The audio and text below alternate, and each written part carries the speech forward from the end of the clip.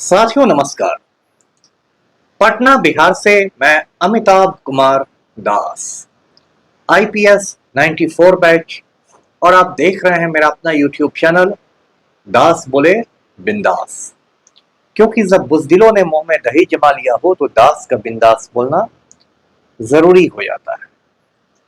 साथियों, खबर सीवान से आ रही है।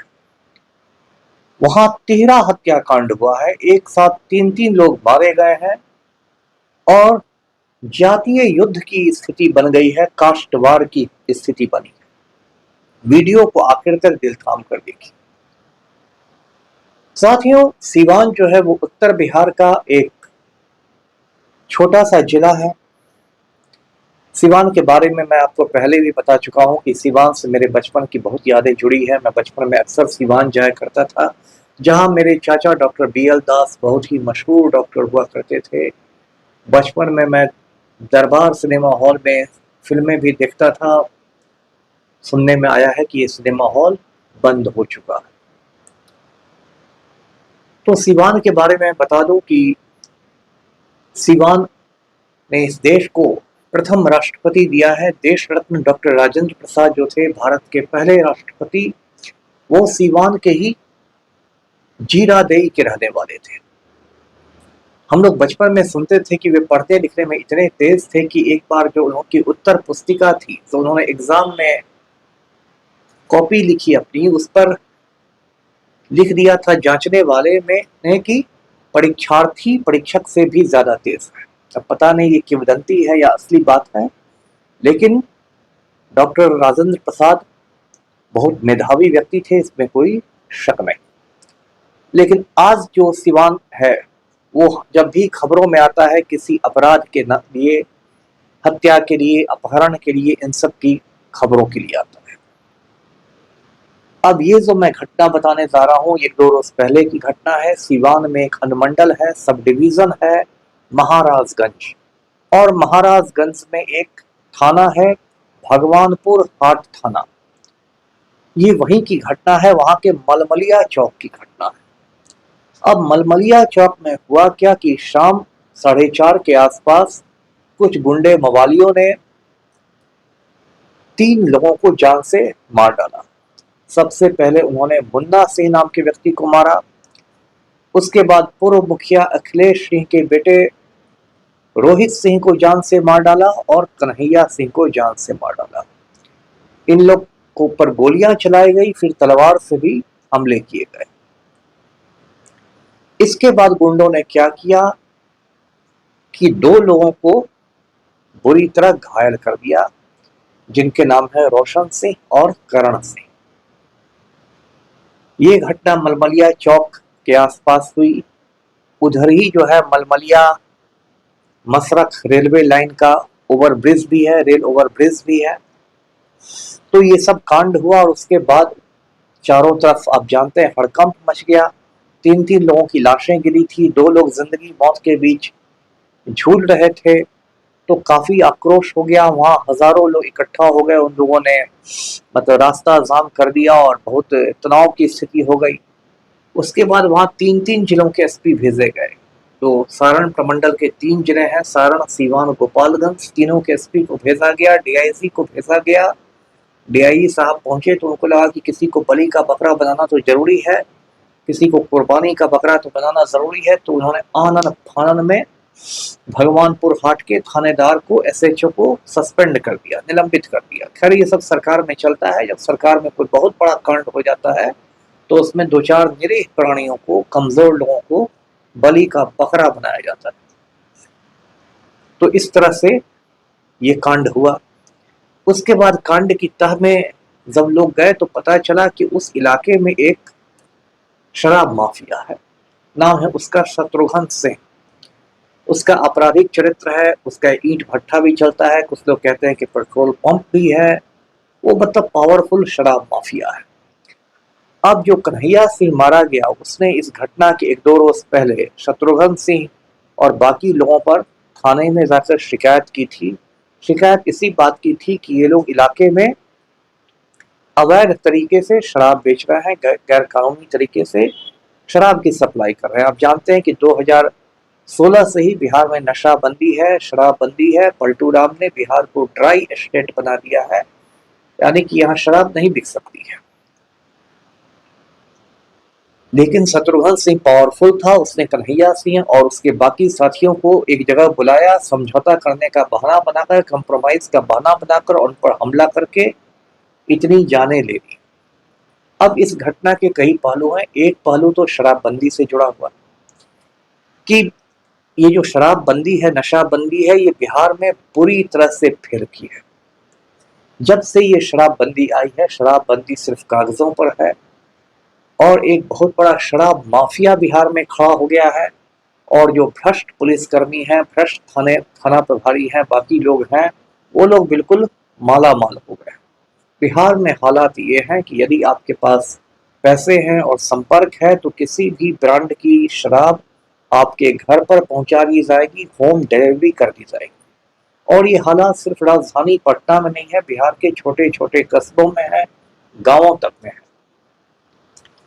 और पलटू राम बड़ी बड़ी बातें करते हैं कि ड्रोन से नजरें रखी जाएगी शराबियों पर, तो तेलंगाना से विशेष प्रशिक्षित कुत्ते मंगाए गए हैं, खास कुत्ते मंगाए गए हैं शराब पकड़ने के लिए, तो ये हो जाएगा, वो हो जाएगा। यदि खाली बोतल भी शराब की मिल जाएगी तो मकान जब्त हो जाएगा, मकान मालिक पर भी केस हो जाएगा। इस तरह से बहुत सारे कड़े कानून बनाए गए थे और हजारों लोग, इसमें ज्यादातर गरीब गुरबा लोग हैं, पुअर लोग हैं, वो लोग जेल में चले गए। बाद में कोर्ट ने बिहार सरकार को फटकार लगाई कि ये क्या मजाक है। उसके बाद बिहार सरकार ने कायदे कानून में कुछ तब्दीलियां की और ये कहा कि ठीक है, पहली बार पकड़ाने पर आप जुर्माना देके भी छूट सकते हैं।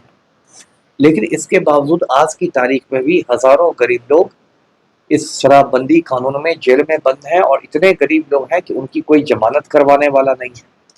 और जो शराब माफिया है वो बिल्कुल फल फूल रहा है। उसमें शत्रुघ्न सिंह जैसे प्रभावशाली लोग हैं जिनकी पैठ सत्ता के गलियारों में है, उनको संरक्षण मिला हुआ है, सरपरस्ती मिली हुई है। और शराबबंदी की वजह से ये भी हुआ है कि बिहार में जहरीली शराब पीने की बहुत घटनाएं हो रही हैं। क्योंकि जो रिच रिच लोग हैं, अमीर लोग हैं, वो तो महंगी शराबें भी पी लेते हैं, लेकिन जो गरीब आदमी को जब शराब की तलब मिलती है तो वो जैसा तैसा घटिया क्वालिटी की शराब पी लेता है। किसी की आंखों की रोशनी चली जाती है, किसी की जान चली जाती है। अक्सर ऐसी घटनाएं होती हैं। और शुरू में तो पलटू राम कहते थे कि जो पिएगा सो मरेगा, बाद में फिर सरकार ने मरने वालों के लिए मुआवजे का भी ऐलान किया। तो ये शराबबंदी की कहानी है। शराबबंदी से बिहार में हर साल 20,000 करोड़ रुपए का रेवेन्यू का नुकसान होता है, बिहार सरकार को राजस्व का नुकसान होता है, जो कि शराब की बिक्री होने पर टैक्स के रूप में सरकार को मिलता था। तो ये तो शराबबंदी की कहानी हुई और शराबबंदी में भी शत्रुघ्न सिंह जैसे लोग फल फूल रहे हैं, इसकी कहानी हुई। दूसरी बात जो हुई है सिवान में, वो ये है कि इसको जातीय युद्ध की शक्ल दी जा रही है, कास्टवार की शक्ल दी जा रही है।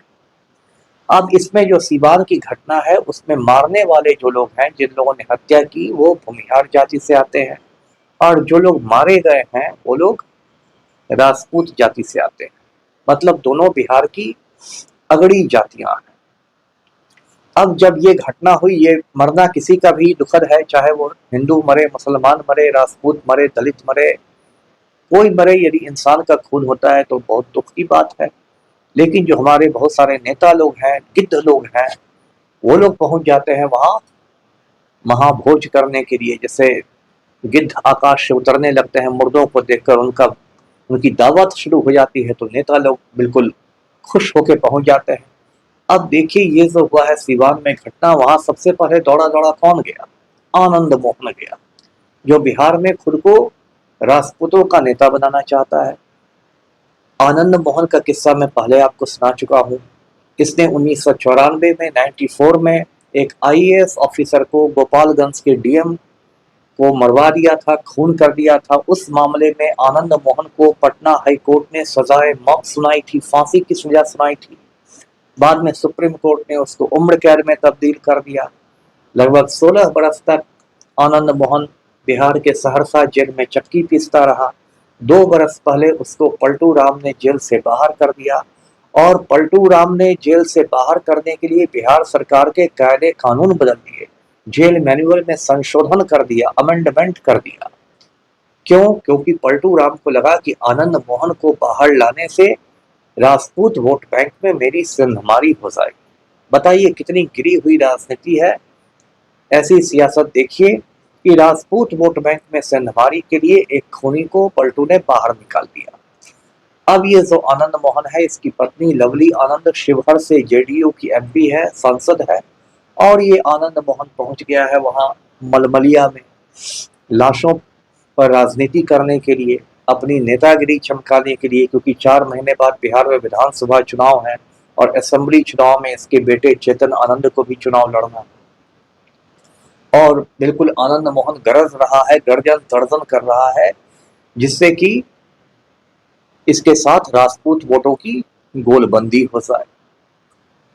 और जब आनंद मोहन पहुंच गया तो कुछ भूमिहार नेता भी आजकल में पहुंच ही जाएंगे, वो इधर से चिल्लाने लगेंगे। तो ये तो बहुत बड़ी त्रासदी की बात है।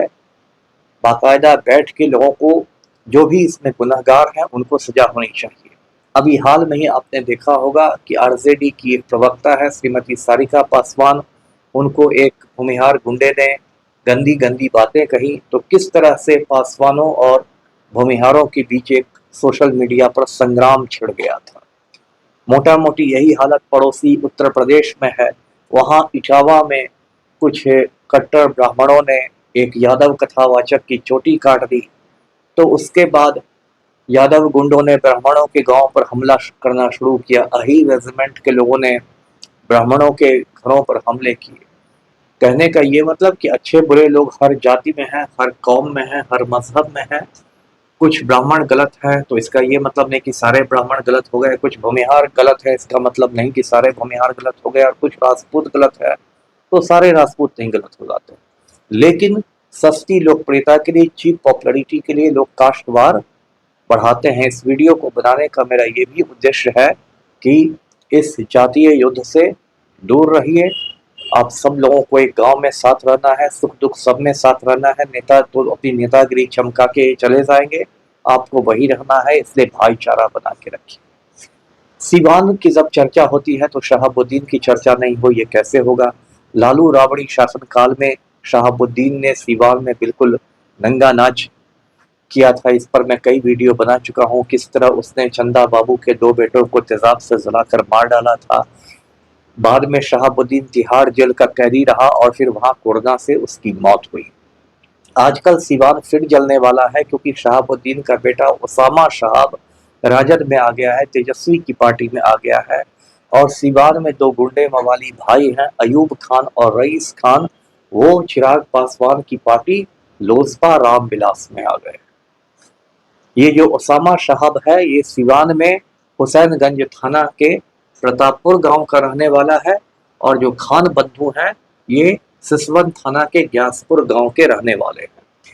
चिराग पासवान कुछ महीने पहले हेलीकॉप्टर से गए थे और उन्होंने खान बंधुओं को, अयूब खान और रईस खान को अपनी पार्टी में शामिल कराया।